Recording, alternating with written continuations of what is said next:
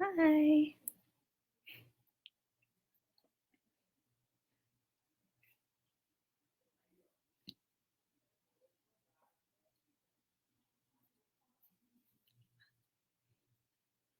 Hi, guys. It's the Poets in Pajamas reading series. Yay!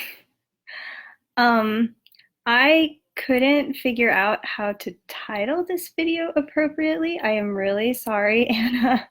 Hopefully we can do it after the fact somehow. I am apparently really bad with technology. But hi, I'm Emily Rose Cole, and welcome to the Poets in Pajamas live reading series number 41. Um, I am really grateful to be here through Sundress Publications and really especially grateful to Anna Black, who's been coordinating this and has been so nice, even in the wake of my total failure to be good at technology. I'm Emily Rose Cole, the poet, and I am in my pajamas. I have a little robe and also my Hawkeye shirt that I wear for pajamas because Hawkeye is the best Avenger. And I'm really happy to be here. I think I said that. And we will start the reading soon because we're just going to wait for a few minutes for people to start kind of filtering in. But in the meantime, I wanted to wish everybody happy Halloween in advance. It's in a couple of days, but I like Halloween. I like the kind of magical time that we have this around now this fall, and as a result, I'm going to theme my reading around magical witchy stuff. And that means that I initially my one of my favorite things to do in poetry is to use persona, and I have this chapbook, Love and a Loaded Gun, that I wrote, and its book birthday was very recently. Actually, it came out in October of a couple last year, and I went back and forth about whether I want to actually read from this book, and I think that I'm not going to this time because I couldn't find anything in the book that I thought was spooky enough. So I'm going to instead read some other stuff. Some of it is new, some of it is old, but I'm just gonna wait for a couple of minutes for one or two other people to show up. But if you would like to look at the persona poems in this book, which I recommend. I like it. I spent a long time on it. You can get it through Minerva Rising Press, and they're wonderful. They make beautiful books. But okay, I have themed this reading around Halloween and specifically around the idea of magic, because Halloween is such a magical time. And I've got, because I really like witchery and magical thinking and magic stuff, I have written a lot of spell poems that kind of operate on this magical spell logic. And so I have themed this reading such that every other poem that I'm going to read to you is a spell. And each spell is going to sort of predict the theme of the next poem. And so they're all kind of connected in that way. And of course, if you have any questions or comments or anything, and you want to talk to me, you can send a comment and I will answer questions at the end. Okay, so let's jump into the reading. This first poem is new. It is, I wrote it not very long ago, but it was sort of a spell that I cast upon myself. And it is called Dry Spell. Dry Spell. I tried first the essentials, called corners, Anointed candles and rosemary oil, latched lavender under my knuckles, burnt cedarwood helixed with sage. Tucked beneath my pillowcase, stars of anise, halved by a bone-handled knife. Still no lightning licks at my chin. Still the foxglove's long, unsinging mouth, the itch of mold in my ears. Still these sharp-ribbed dreams, these incantations that end in an echo and begin, return, return.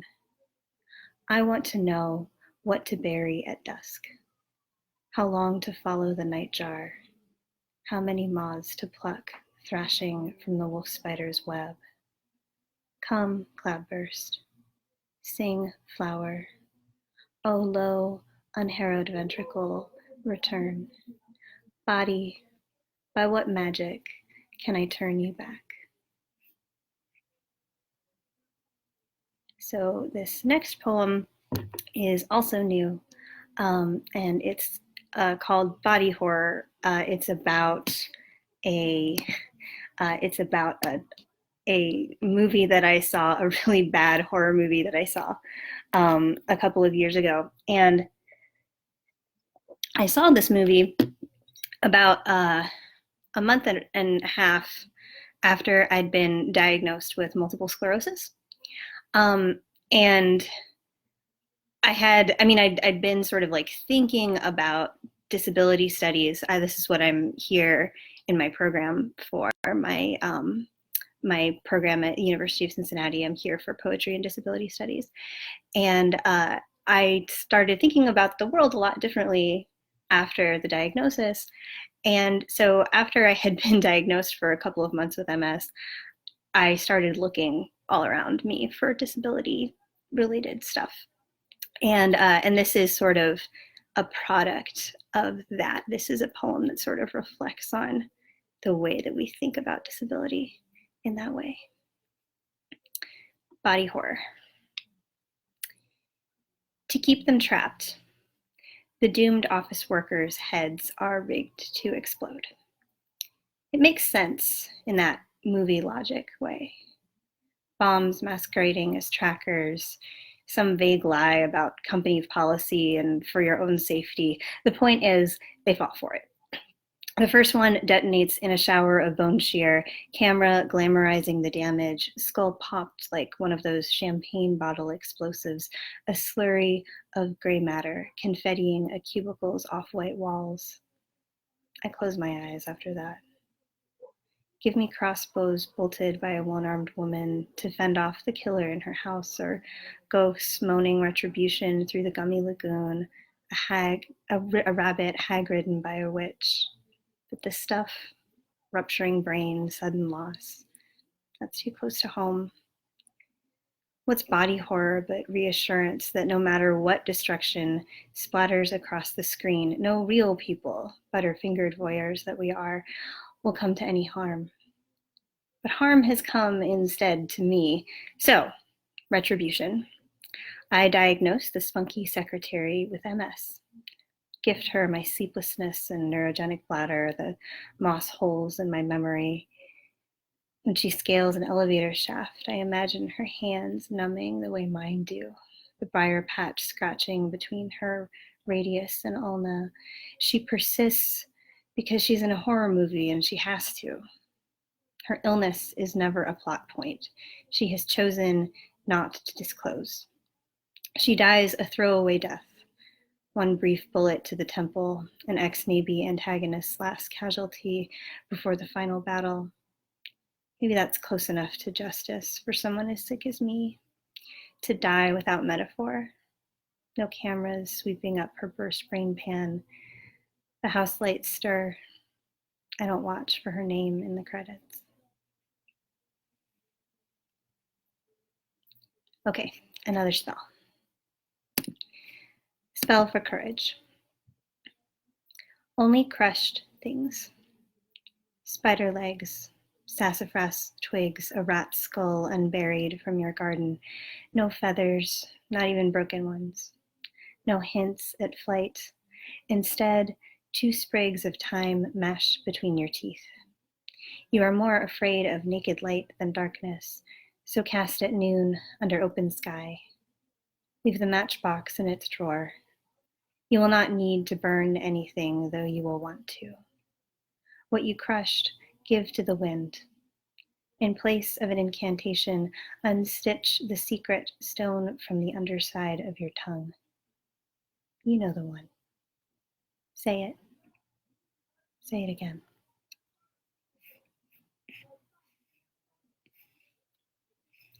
Now we got a persona poem.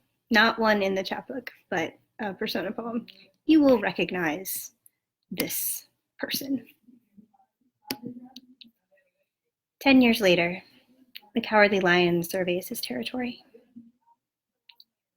We burned the poppy fields, choked the sky with poison-smoked plumes, a whirl of purple ash, thrum of monkey wings. The woodsman and I filled the naked grove with apricot trees just for the hell of it.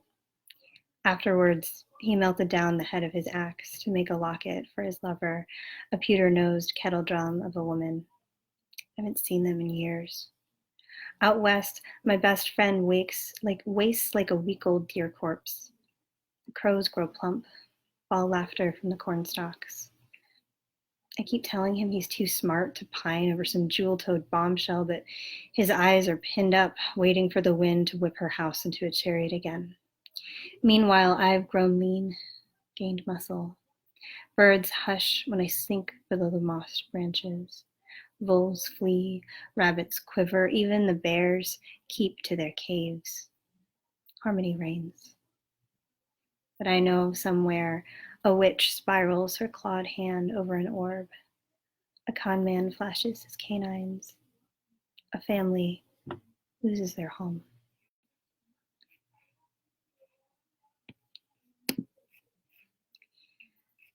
Spell for the fissured brain. Only edged things. Lemon mint, locust husks, a peach pit sucked of flesh. Nothing lucky, loved, or mystical. Everything ordinary and small enough to fit into the first fold of a girl's skirt. Here's the hard part. Wait for a lightningless storm. Don't expect, but prepare. Pleat the ingredients into hems, pockets, fists. Fix an eye always on the bulleting clouds. When they rupture, trust your hands, their sturdiness. Watch. In your bold palms, those common things will glimmer, will overrun, will rise.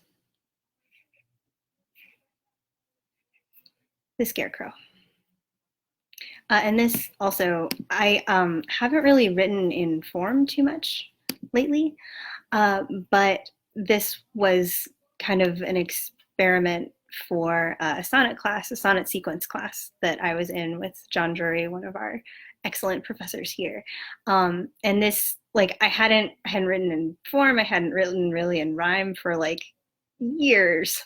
And then I wrote this. And it's really fun to rhyme, y'all.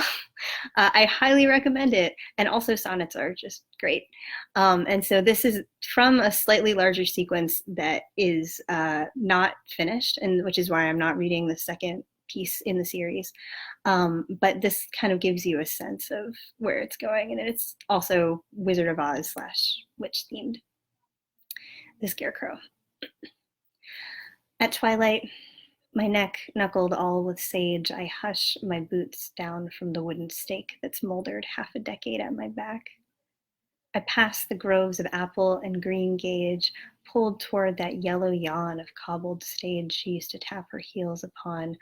I make the journey this time quite alone, awake to nothing but my farm girl's face, ageless in my black buttoned eye, colorless. The dream that wrecked my rotted chest with fear sachets near me like burnt straw's wicked stench. That vision of her feet, nude, slipperless, and dangling from a corn husk broom. She's here. She's blown back into Oz, and she's a witch.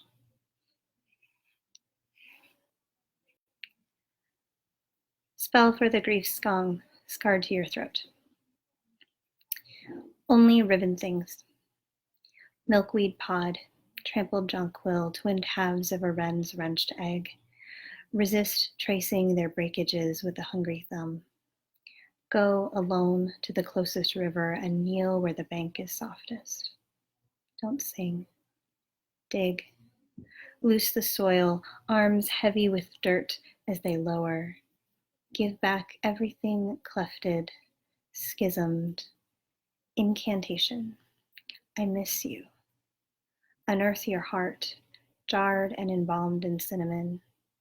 It's still yours. Hold it. Take it home.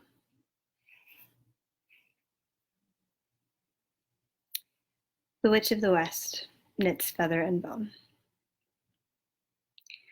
I found him trembling at the base of a mountain, blown in as so many things are on a storm. He purled his fingers over the bow bend of my neck, fur jeweled with rain, crimped face snugged under my chin. I wanted to give him roots, to rid him of those useless hands that couldn't hold the earth. I wanted to join his marrow to a tree's silvering bark so his blood would know the sap taste of home. I followed the spell to the letter. Pentacles of salt and sagebrush, the monkey's tail thick in my fingers, blessed neck of a sapling birch broken over my knee, the round mouth of midnight bellowing at our doubled backs. Maybe the moon was wrong, or the catch of the wind. Somehow a furred spine split with feathers. Somehow an ape with the eyes of a crow. My mistake, the opposite of a taproot. I feel it still, like a lesson scraped into the nut of my skull, how that first winged pulse hissed, no place, no place, no place. I think that's all for us, but we do have two more. One of them is a short spell and then one more persona poem. Protection spell. Only purpled things. Skullcap, milk thistle, columbine bludgeoned with a pestle. Nothing you would call talisman. Nothing that, if taken from you, could be recognized for its magic. Split cork, sea glass, left wing of a luna moth. Bind them over a pulse point, wrist, breast, jugular. Trust your blood to stir their power. It's blood that makes the bruise. Okay, one more. This one is also new and also in form, but not in rhyme. There's a form that I've been like really wanting to play around with for a long time. It's called a sestina, which most of you are poets. Most of you know what a sestina is, but just in case, sestinas are these forms that are really tricky. They're in 6-line stanzas, and they have a specific rotating pattern that they have end words that you have to end each line with.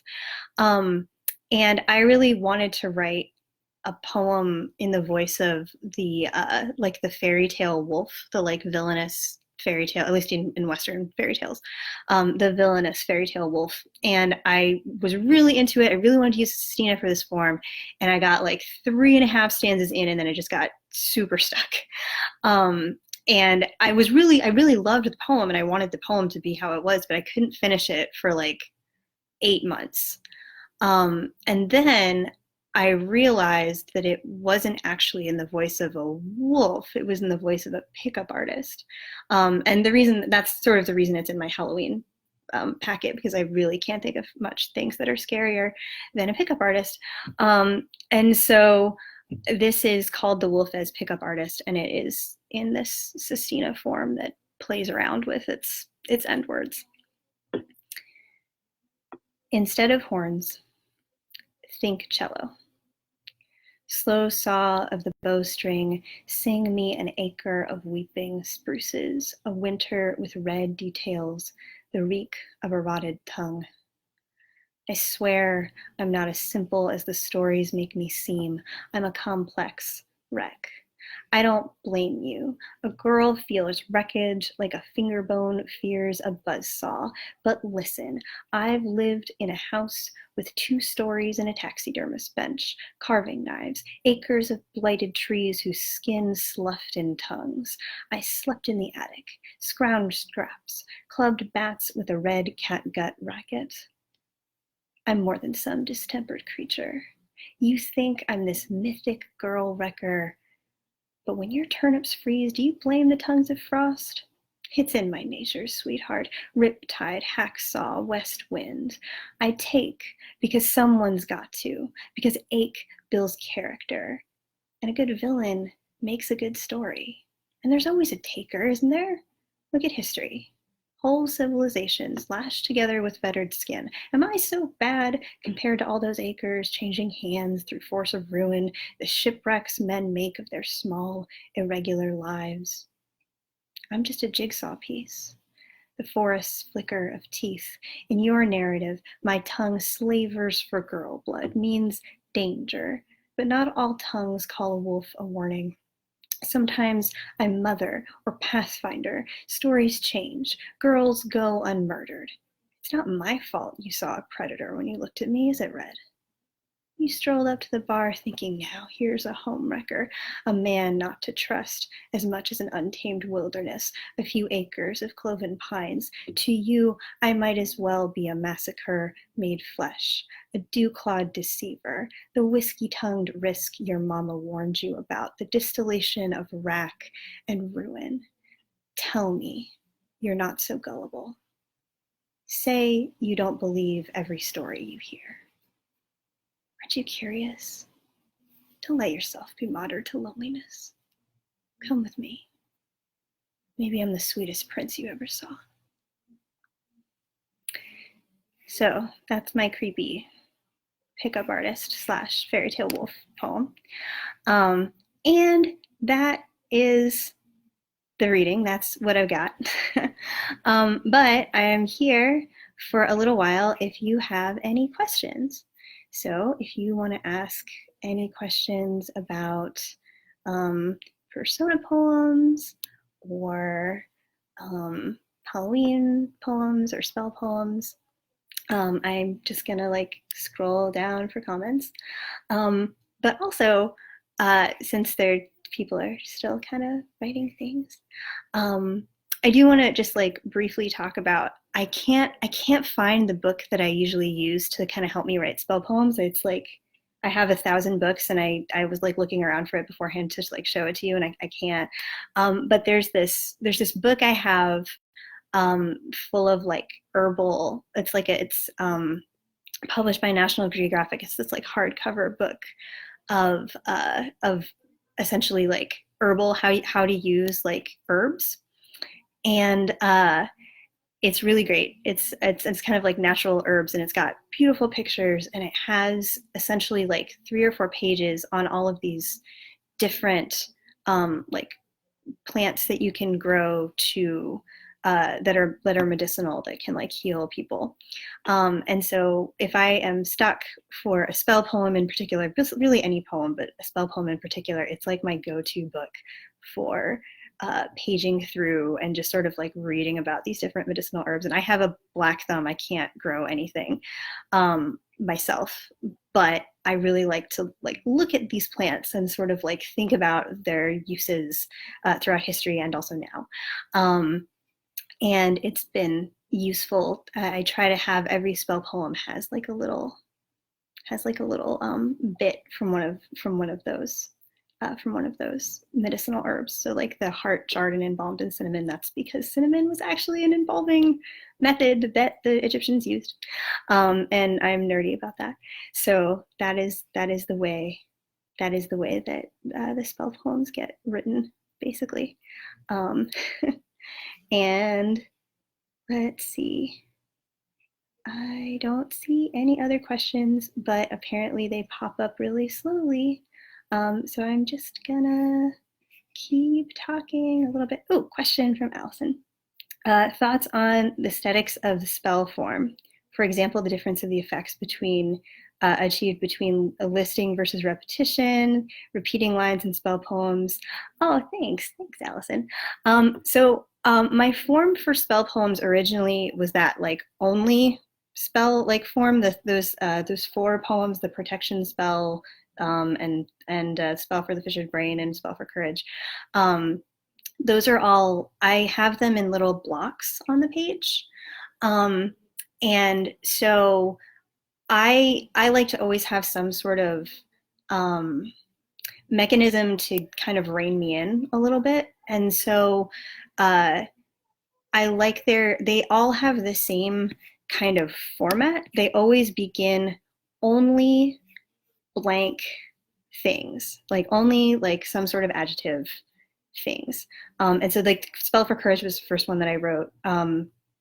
And I had a whole bunch of like little starts for these poems, but then essentially they all have the same format, only blank things.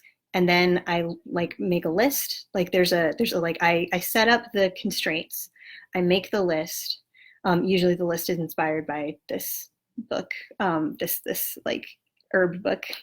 And then I kind of like riff on those things for a little bit. And then eventually the spell has to come into the like actual casting. So like in Spell for the Fissured Brain, there's like this idea of taking those little things that you have that have to be like only this big, and then you put them in your hand so they float. And so essentially like, I do really think that you had this question about repetition. I really think that repetition is really important in terms of spells in particular. I actually was just talking to my students about this, about how repetition is a thing that casts a spell, like in a poem and like in a spell and in a song. Like a repeated chant is kind of what gives us that magical quality. And so in these sorts of spell poems, I really liked there to be kind of repetition of, even if it's not necessarily like the words themselves, there's going to be repetition of sound. Like I usually pick a sound that is kind of like controlling sound for that poem, and there's going to be a repetition of like the structures of the sentences throughout. And that's what the listing is for. And I hope that answers the question. Let me see what else things there are. Persona poetry. What attracts you to persona poetry as a poet? I really love persona poetry. I really love to sort of like occupy the headspaces of characters, and of like other, and kind of like other beings. And I really love the wolf voice was a really interesting voice for me to be in, not just because it's like creepy and scary, but also because it like forced me to sort of empathize with that voice and figure out how that voice would talk, and how like that voice kind of like negs you a little bit at the end, and it gives me an opportunity to sort of like be in other people's like voices and headspaces, and I really like that in kind of learning how to write the voice of another person. And it's also just really like a fun exercise, and like I can be Bonnie Parker if I want. I can be Judy Garland, and it's I can't really act. I'm not like an actress. I can't really do that sort of art form. But on the page, I really enjoy, like in poems, how that's a possibility. You can do that. You can do that when you're an artist, and it's fun to sort of make those projections. Do you write in your pajamas? Yes, Caitlin, I write all the time in my pajamas. Although I have this, I write sometimes in my bed, which is very comfortable, and sometimes in this like fabulous chair that I have, that's a really good writing space. But pajamas are a good thing to write in. And can you talk about poetry itself as a kind of magic? Yes, poetry is a kind of magic. Poetry is in fact the best kind of magic, in my opinion. Poetry is it casts a spell on you, it's like not every poem hits for every person, but I think that form really helps with that. I think rhyme really helps with that. I think that repetition really helps with that. Meter, the way that poems sort of sound can really drive our, like it can really kind of hack our brains. And so I think that a lot of art forms that use these kinds of strategies like rhyme and form and repetition and things can really coax us as humans into sort of this relaxed state, and they can teach us things because they've sort of hacked our brains a little bit. And so I think that poems really are a really important kind of magic. And even if you're not a poet yourself, if you're just reading a poem, and it can just be transformative, and it can just transport you. And yeah, I think poems are magic, whether or not they're written as spells. And I think those seem like the only questions I have. It does say someone asked, how do I get my hands on your work? That's so sweet. I have a website. If you look at emilyrosecolepoetry.com, you can look up different poems that I've had. That's where a lot of the poems that have been posted throughout the week have come from. And then also, like, this thing I'll plug again is on the Minerva Rising Press website. It's all persona poems. Poetic spells. Is poetic spells an English thing, or does it exist in other cultures and languages? That's a good question, Dan. I actually don't know. I have a suspicion that like poetry, that like spell casting kind of as an artistic practice, I suspect that that's in a lot of different cultures. Not sure about poetry though. Although, like, this is not really I really don't read poems out. I only really read English, so that's part of what's sort of limiting my answer to the question. Although I know that Irish poetry in particular, like Yeats, for example, I don't think he has necessarily poems that like are spells the way that I write spells, but his poems definitely have a very witchy quality to them, and a very like magical. There's something very magical about those poems. And similarly, like Blake has a really magical kind of aesthetic. So it's definitely, and I mean, like, that's still English, but like there's a cultural difference between like Irish poetry and like English poetry. So I would suspect that this is a tradition that they kind of share a little bit. And it's like a tradition that is that probably does extend past just the barriers of like English language poetry. Maybe another question. Have you ever considered making tarot cards? I have not considered making them, but I do have them. They're in fact not even far away. I am not very good. I'm not very good at like artists. Like, I can't really draw very well, but I do read tarot. And this is my beautiful deck. It is themed around King Arthur. If there was a Wizard of Oz deck, I would totally have that too. But I love my King Arthur deck. And so, like, in this version, all of the major arcana are kind of like correspond to something in the King Arthur kind of like legends fandom. And so I do love tarot, and I do sometimes use tarot to sort of like inspire poem things. But it never occurred to me to like actually make tarot cards. I don't think I would be very good at it because I don't have a lot of artistic skill. But they are really useful as like a creative practice, as a way to sort of like amp up creativity. I'm super into them. And just as like kind of a magic practice.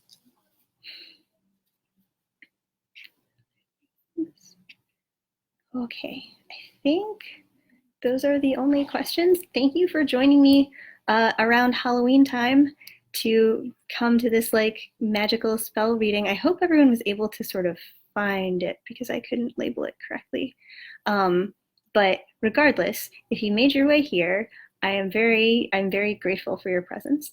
And you should all, if you are yourselves poets, you should absolutely, I think right now they're looking for submissions for next readers for the next season of Poets in Pajamas. So definitely apply because it's great. Thank you again so much to Sundress and so much to everyone that is here. And I appreciate your being here. I will see all of you soon at some other point, I hope.